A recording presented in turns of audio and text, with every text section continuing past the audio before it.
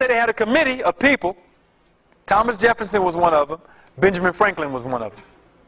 To design the flag, right? All right. Question, and Francis Hopkinson. Question 2. Quote the exact language of the original flag law. Answer, resolve that the flag of the United States be 13 stripes, alternate red and white, that the Union be 13 stars, white in a blue field, representing a new constellation. What are you talking about? What new constellation? He's talking about an order of information. Okay? What is so important about that order of information? And the number 13. Go back to astronomy. Let's go, astrologers. July 4th, when you're counting astronomy, is in what zodiac sign? Cancer. The ancient sign for Cancer is Kepler, which means the self-created one. And if you go from the first day of Cancer to the date July the 4th, you'll get 13 days into Cancer, or 13 degrees. The number 13. Now, on July 4th, 1776, John Hancock and Charles Thompson were the ones who signed the Declaration of Independence, not Thomas Jefferson. They put their signatures on it. Now remember, John Hancock and Charles Thompson were the ones who got initiated into the Nanticoke, or Lenape. So they signed they put their signatures on the Declaration. Thus we hear the term put your John Hancock on something. Your signature. So look at, this is from the book, The Secret Architecture of Our Nation's Capital. On that day, July 4th, Congress agreed the wording of the Declaration. And it was signed by the President of Congress, John Hancock, who was a Mason and the Secretary of Congress, Charles Thompson. He goes on to say, the Mason who first signed the Declaration of Independence would have been aware of the particular significance of July 4th as a cosmic event. Now, what is going on that makes it a cosmic event? On this date, if you were to be able to step off the earth for a second and look down on the whole universe, the earth, the sun, and the Sirius constellation will all be in one line, which manifests a certain type of spiritual force, which was known amongst these people, or at least they were taught by somebody, which is why they chose that date. Which means when you make a decision, a mental decision, to affect other things, you have to know something about astronomy. Thus, on your birth charts, astrologists are looking at the planets to try to figure out different aspects of your consciousness. That's an ancient science. We don't use it no more. We just do stuff, sloppy. But the significance of this is those who have that information consciously have more brain power. I'm going to say that again. Those who have that information consciously have more brain power. You cannot outthink them. Why? Why? All right, let's deal with this. Go back to your brain for a second. And we're going to go over this again. Your brain is controlled by 3 glands that we just mentioned. All right?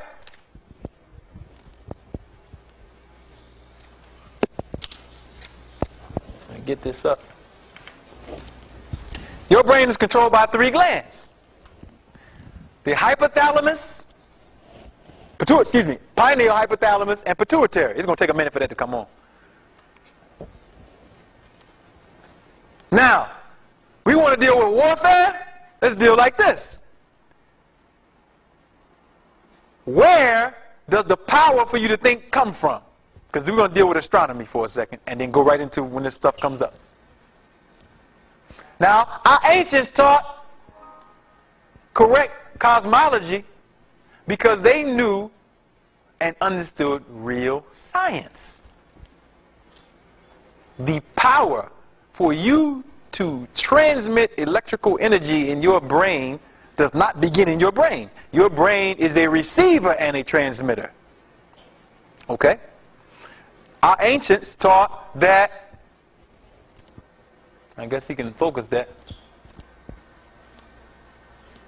Our ancients taught that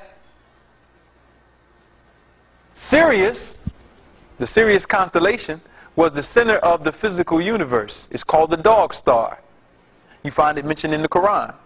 Now, Benjamin Banneker, as we've recorded in his almanacs and recorded in his book, knew that the Sirius constellation had more than one star in it, prior to any European. They just found out in the 1900s by going to the Dogon tribe and looking at the inscriptions that they were drawn in dirt. This is with them with telescopes and everything. They couldn't see. It's placed in the Quran in the plural form Shira, which means a plural. It's called a broken plural. That's the name for Sirius in the Quran. Banneker also knew this information. Okay? And our ancients thought that that was the physical center of the universe. Okay? Now, if that's the physical center of the universe, then we understand why they're putting out Sirius satellite radio and all these things, communication. Then all of the wave energetic transformations that are taking place in the physical universe are taking place from this point. Okay? All of it. And we have to learn a little bit more about creation in order to understand this. But again, creation is not the universe is everywhere. We live in a little bubble, a little egg called a universe. And all of our energy is coming from the outside, in real darkness. Okay? Real blackness. And that blackness is represented in your body by a term called melanin. That's why you're black. You are black because you are picking up wave transmissions from the center of creation. And you're picking up more than anybody else. Which means you have more power, potentially. Okay? But your conscious mind needs more information. Now again, going back to these people, they had it. And by them having it, they were able to create a so-called republic that has been in existence for 200 some odd years. Now, if you had it, what could you do? We're going to see. But getting back to the original point, if you want to outthink the people who are outthinking you, you need to know how they're outthinking you. And you need to consciously know more about the governing system of creation and how it affects your physical body before you start making your social decisions of how to govern yourselves. Now this government, the three branches, are based on that ancient system, that ancient design, that ancient paradigm. And let me pull this up real quick so we can start getting into it. Let me find it. Hold on one second, brother. Let's go here first.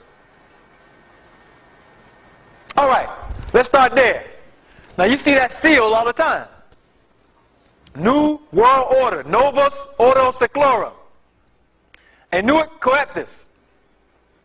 May God favor my undertaking. And then you see this eye. What eye is that? That is called the Eye of Heru. Okay? In the ancient Egyptian hieroglyphics, it was represented by the letter R, which we call Re. Sun ray, etc. And Re, or the eye of Re, represented what? God. Or at least the power of God. And this seal was designed by Charles Thompson after he was initiated amongst the Nanticoke Moors in 1782. This is what he got from them. That's why it was never cut or used by the United States government until they had no government. And since 1933, they haven't had a government. They had a bunch of corporations running everything because the people don't have any power. So you can't have a government where the people don't have any power. You have a concentration camp. Okay? Going back to my other point. Let me pull this up.